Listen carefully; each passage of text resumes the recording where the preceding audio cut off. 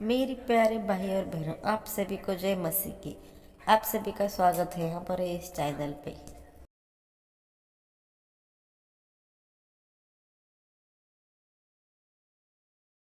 योहन अध्याय 19। इसलिए पिलातुस ने मसीह यीशु को भीतर ले जाकर उन्हें कोड़े लगवाए। सैनिकों ने कांटों का एक मुकुट गूंथ कर उनके सिर पर रखा और उनके ऊपर एक बैंगनी वस्त्र डाल दिया, और वे एक एक कर उनके सामने आकर उनके मुख पर प्रहार करते हुए कहने लगे, यहूदियों के राजा की जय। पिलातुस ने दोबारा आकर भीड़ से कहा, देखो, मैं उसे तुम्हारे लिए बाहर ला रहा हूं कि तुम जान लो कि मुझे उसमें कोई दोष नहीं मिला। तब कांटों का मुकुट व बैंगनी वस्त्र धारण किए हुए मसीह यीशु को बाहर लाया गया, और पिलातुस ने लोगों से कहा, देखो इसे। जब प्रधान पुरोहितों और सेवकों ने मसीह यीशु को देखा तो चिल्लाकर कहने लगे, क्रूस दंड, क्रूस दंड। पिलातुस ने उनसे कहा, इसे ले जाओ और तुम ही दो इसे मृत्यु दंड, क्योंकि मुझे तो इसमें कोई दोष नहीं मिला। यहूदियों ने उत्तर दिया, हमारा एक नियम है, उस नियम के अनुसार इस व्यक्ति को मृत्यु दंड ही मिलना चाहिए, क्योंकि यह स्वयं को परमेश्वर का पुत्र बताता है। जब पिलातुस ने यह सुना तो वह और अधिक भयभीत हो गया। तब उसने दोबारा राजभवन में जाकर मसीह यीशु से पूछा, तुम कहां के हो? किंतु मसीह यीशु ने उसे कोई उत्तर नहीं दिया। इसलिए पिलातुस ने उनसे कहा, तुम बोलते क्यों नहीं? क्या तुम नहीं जानते कि मुझे यह अधिकार है कि मैं तुम्हें मुक्त कर दूं, और यह भी कि तुम्हें मृत्यु दंड दूं? मसीह यीशु ने उत्तर दिया, आपका मुझ पर कोई अधिकार न होता यदि वह आपको ऊपर से न दिया गया होता। अत्यंत नीच है उसका पाप जिसने मुझे आपके हाथ सौंपा है। परिणाम स्वरूप पिलातुस ने उन्हें मुक्त करने के यत्न किए, किंतु यहूदियों ने चिल्ला चिल्लाकर कहा, यदि आपने इस व्यक्ति को मुक्त किया तो आप कैसर के मित्र नहीं हैं। हर एक जो स्वयं को राजा दर्शाता है वह कैसर का विरोधी है।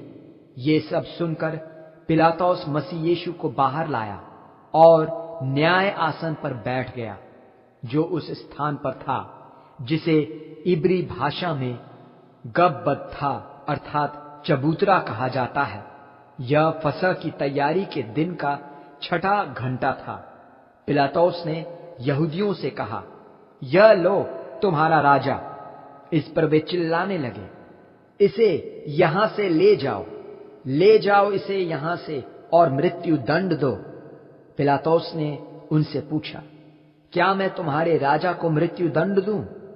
प्रधान पुरोहितों ने कहा, कैसर के अतिरिक्त हमारा कोई राजा नहीं है। तब पिलातुस ने क्रूस मृत्यु दंड के लिए मसीह यीशु को उनके हाथ सौंप दिया। वे मसीह यीशु को उस स्थान को ले गए जो इब्री भाषा में गोलगोथा कहलाता है, जिसका अर्थ है खोपड़ी का स्थान। मसीह यीशु अपना क्रूस स्वयं उठाए हुए थे। वहां उन्होंने मसीह यीशु को अन्य 2 व्यक्तियों के साथ उनके मध्य क्रूस पर चढ़ाया। पिलातुस ने एक पटल पर नाजरेथ का यीशु, यहूदियों का राजा, लिखकर क्रूस पर लगवा दिया। यह अनेक यहूदियों ने पढ़ा, क्योंकि मसीह यीशु को क्रूस पर चढ़ाए जाने का स्थान नगर के समीप ही था। यह इब्री, लातीनी और यूनानी भाषाओं में लिखा था। इस पर यहूदियों के प्रधान पुरोहितों ने पिलातुस से कहा, यहूदियों का राजा मत लिखिए, परंतु वह लिखिए जो उसने कहा था, मैं यहूदियों का राजा हूं। पिलातुस ने उत्तर दिया, अब मैंने जो लिख दिया वह लिख दिया।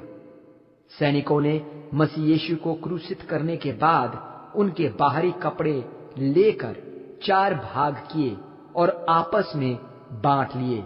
उनके अंदर का वस्त्र जोड़ रहित ऊपर से नीचे तक बुना हुआ था। इसलिए सैनिकों ने विचार किया, इसे फाड़े नहीं, परंतु इस पर पासा फेंक कर निर्णय कर लें कि यह किसको मिलेगा। सैनिकों ने ठीक वही किया जैसा पवित्र शास्त्र में लिखा है। उन्होंने मेरा बाहरी कपड़ा आपस में बांट लिया और मेरे अंदर के वस्त्र के लिए पासा फेंका। मसीह यीशु के क्रूस के समीप उनकी माता की बहन क्लोपस की पत्नी मरियम और मगदालावासी मरियम खड़ी हुई थी। जब मसीह यीशु ने अपनी माता और उस शिष्य को जो उनका प्रियजन था वहां खड़े देखा तो अपनी माता से बोले, हे स्त्री, यह आपका पुत्र है। और उस शिष्य से बोले, यह तुम्हारी माता है। उस दिन से वह शिष्य मरियम का रखवाला बन गया। इसके बाद मसीह यीशु ने यह जानते हुए कि अब सब कुछ पूरा हो चुका है, पवित्र शास्त्र का लेख पूरा करने के लिए कहा, मैं प्यासा हूं। वहां दाखरस के सिरके से भरा एक बर्तन रखा था। लोगों ने उसमें स्पंज भिगो जूफा पौधे की टहनी पर रखकर उनके मुख तक पहुंचाया। उसे चखकर मसीह यीशु ने कहा, अब सब पूरा हो गया, और सिर झुकाकर प्राण त्याग दिए। वह फसह की तैयारी का दिन था, इसलिए यहूदियों ने पिलातुस से निवेदन किया कि उन लोगों की टांगें तोड़कर उन्हें क्रूस से उतार लिया जाए, जिससे वे शब्बात पर क्रूस पर न रहें, क्योंकि वह एक विशेष महत्व का शब्बात था। इसलिए सैनिकों ने मसीह यीशु के संग क्रूस पर चढ़ाए गए एक व्यक्ति की टांगें पहले तोड़ी और तब दूसरे की। जब वे मसीह यीशु के पास आए तो उन्हें मालूम हुआ कि उनके प्राण पहले ही निकल चुके थे, इसलिए उन्होंने उनकी टांगें नहीं तोड़ी। किंतु एक सैनिक ने उनकी पसली को भाले से बेधा और वहां से तुरंत लहू व जल बह निकले। वह जिसने यह देखा उसने गवाही दी है और उसकी गवाही सच्ची है। वह जानता है कि वह सच ही कह रहा है कि तुम भी विश्वास कर सको। यह इसलिए हुआ कि पवित्र शास्त्र का यह लेख पूरा हो, उसकी एक भी हड्डी तोड़ी न जाएगी।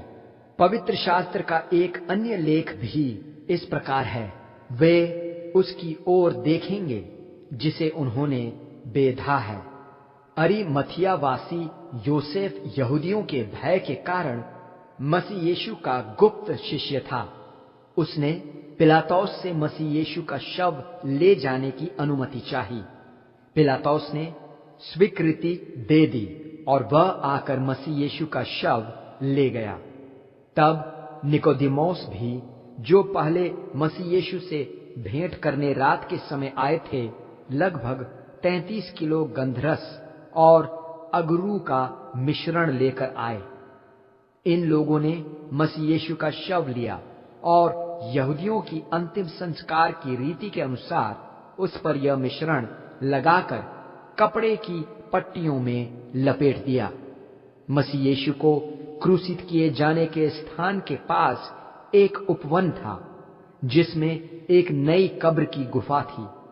उसमें अब तक कोई शव नहीं रखा गया था, इसलिए उन्होंने मसीह यीशु के शव को उसी कब्र की गुफा में रख दिया, क्योंकि वह पास थी और वह यहूदियों के शब्बात की तैयारी का दिन भी था।